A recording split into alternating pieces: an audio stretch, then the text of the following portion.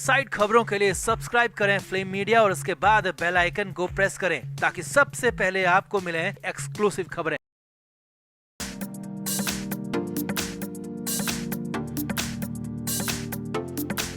तो महाराष्ट्र विधानसभा की सभी 288 सीटों पर वोटिंग खत्म हो चुकी है। मतदान का वक्त सुबह 7 बजे से लेकर शाम के 6 बजे तक था और अब नतीजे 23 नवंबर को आएंगे। 23 नवंबर को तय होगा महाराष्ट्र का भविष्य। तो वोटिंग के दौरान सेलिब्रिटीज से लेकर बिजनेसमैन फैमिलीज ने जमकर हिस्सा लिया, मगर आम जनता का रुझान वोटिंग में थोड़ा कम नजर आया। अब कम वोटिंग परसेंटेज को देखकर कई बड़े नेता टेंशन में भी आ गए। कई नेताओं ने खुद ही को नजरबंद कर लिया। यहाँ तक कि वोटिंग के बाद मातोश्री के बाहर से मीडिया कर्मियों को पूरी तरह हटा दिया गया और महायुति की मीटिंग में एकनाथ शिंदे के नदारद रहने से काफी हो हंगामा मच गया। तो आपको महाराष्ट्र से आ रही वोटिंग के बाद की पूरी लाइव अपडेट दिखाते हैं। आप भी वीडियो को शेयर करें और अपनी राय कमेंट बॉक्स में जरूर दें।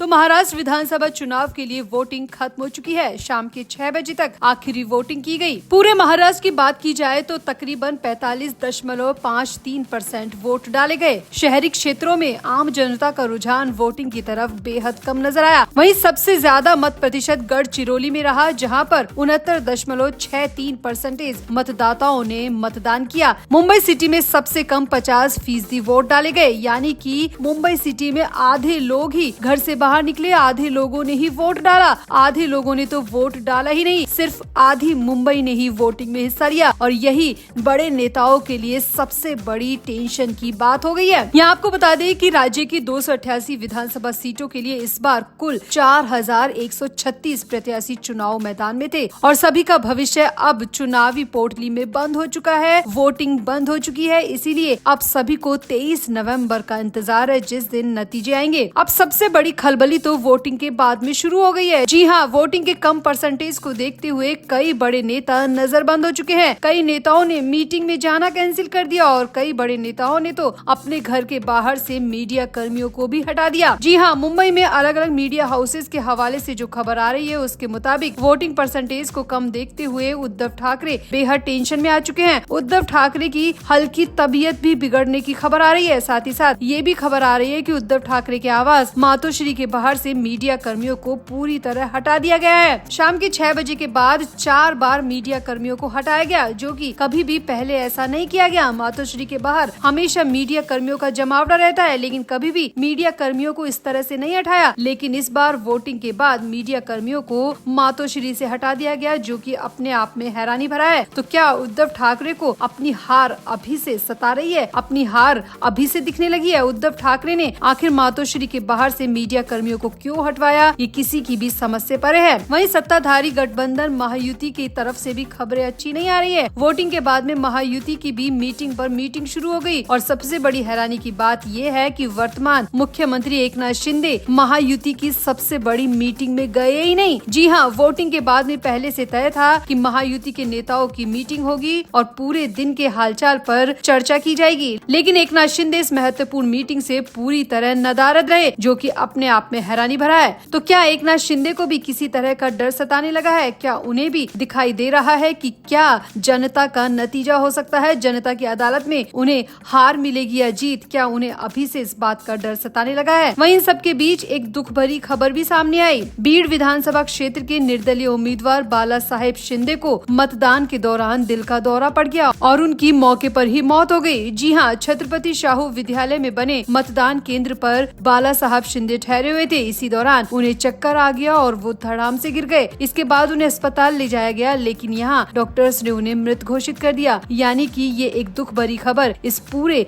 विधानसभा चुनाव के दौरान नजर आई, जिसमें बाला साहब शिंदे की मतदान केंद्र में ही दिल का दौरा पड़ने से मौत हो गई। तो वाकई में चुनाव का प्रेशर बहुत ज्यादा है। नेता इस चुनाव के प्रेशर को झेल नहीं पाए और मतदान केंद्र में ही उन्होंने अपनी जान गंवा दी, जो कि उनके मतदाताओं के लिए, परिवार के लिए, उनके समर्थकों के लिए वाकई में बेहद बुरी और दर्दनाक खबर है। तो आपका महाराष्ट्र विधानसभा चुनाव पर क्या कहना है? जिस तरह से आधे ही मतदाता वोट डालने के लिए निकले, उससे क्या लगता है, क्या वाकई में महाराष्ट्र का भविष्य सही हाथों में जा पाएगा? आपको क्या लगता है, किसके हाथ में महाराष्ट्र की तकदीर लिखी जाएगी? महायुति के हाथ में या फिर महाविकास अघाड़ी के हाथ में, या फिर कुछ नया यहाँ पर देखने को मिलेगा? आप भी अपनी राय कमेंट बॉक्स में जरूर दें और वीडियो को भी शेयर करें।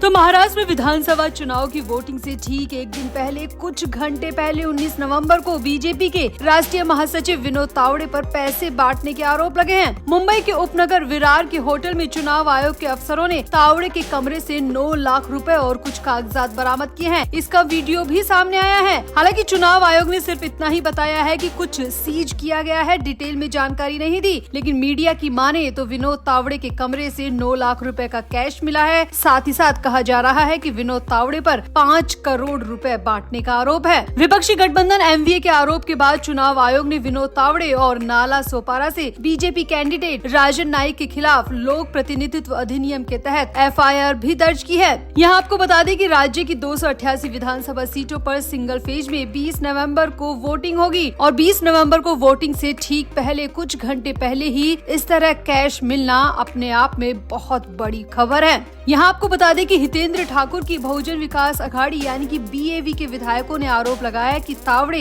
5 करोड़ रुपए लेकर विरार इलाके में एक होटल में पहुंचे थे। उनके साथ नाला सोपारा सीट से बीजेपी प्रत्याशी राजन नाईक और दूसरे कार्यकर्ता भी थे। यहाँ उनकी मीटिंग चल रही थी। हितेंद्र ठाकुर के मुताबिक होटल में वोटर्स को पैसे बांटे जा रहे थे। जानकारी मिलने पर हितेंद्र ठाकुर और उनके बेटे क्षितिज ठाकुर भी होटल पहुँच गए और बीजेपी उम्मीदवारों को रंगे हाथों पकड़ लिया। अब होटल के जो वीडियो सामने आ रहे हैं उसमें कुछ हितेंद्र ठाकुर के ही कार्यकर्ता नोट दिखा रहे हैं। एक युवक के हाथ में एक डायरी है। आरोप है कि इसी डायरी में पैसों का लेखा जोखा है और ये नोट काफी संख्या में नजर आ रहे हैं। वहीं आरोप लगने के बाद विनोद तावड़े का पहला रिएक्शन भी सामने आया। विनोद तावड़े ने कहा कि नाला सोपारा विधानसभा क्षेत्र में कार्यकर्ताओं की बैठक चल रही थी। चुनाव के दिन की आचार संहिता की 12 बातें बताने के लिए मैं वहाँ पहुँचा था। हमारे सामने वाली पार्टियों को लगा कि मैं वहाँ पैसे बांटने पहुँचा हूँ। इन आरोपों की चुनाव आयोग और पुलिस जाँच करे। मैं 40 साल से पार्टी में हूँ, मुझे सभी जानते हैं। मैं भी चाहता हूं कि चुनाव आयोग को निष्पक्ष जांच करनी चाहिए। वहीं हितेंद्र ठाकुर ने कहा कि मुझे जानकारी मिली थी कि विनोद तावड़े वोटर्स के लिए पैसे बांटने जा रहे हैं, इसीलिए होटल के सीसीटीवी चेक करने चाहिए। होटल के सीसीटीवी हमने उस वक्त जाकर देखे तो बंद थे। आखिर ये बंद क्यों किए गए थे, इसकी जाँच भी चुनाव आयोग और पुलिस को करनी चाहिए। अब तावड़े पर आरोप लगने के बाद में तावड़े को विपक्षी गठबंधन ने बुरी तरह घेर लिया। राहुल गांधी ने सोशल मीडिया पर लिखा कि मोदी जी, ये 5 करोड़ किसके सेफ से निकला है? जनता का पैसा लूटकर आपको किसने टेम्पो में भेजा? वहीं महाराष्ट्र कांग्रेस के नाना पटोले ने कहा कि विरार के होटल में पैसे बांटते रंगे हाथ पकड़े गए बीजेपी के विनोद तावड़े का वीडियो वायरल हो गया है। अब बीजेपी को विनोद तावड़े को गिरफ्तार करवा देना चाहिए और जेल में भेजकर अपनी पारदर्शिता दिखानी चाहिए, नहीं तो जनता उनके बारे में सब जान जाएगी। संजय राउत ने भी निशाना साधा। संजय राउत ने कहा कि बीजेपी के कुछ लोग आज बहुत खुश है क्योंकि वो विनोद तावड़े को कब से निकालने की कोशिश में कर रहे थे और विनोद तावड़े को निकालने के लिए बीजेपी के लोगों ने ही विनोद तावड़े के खिलाफ साजिश रची है।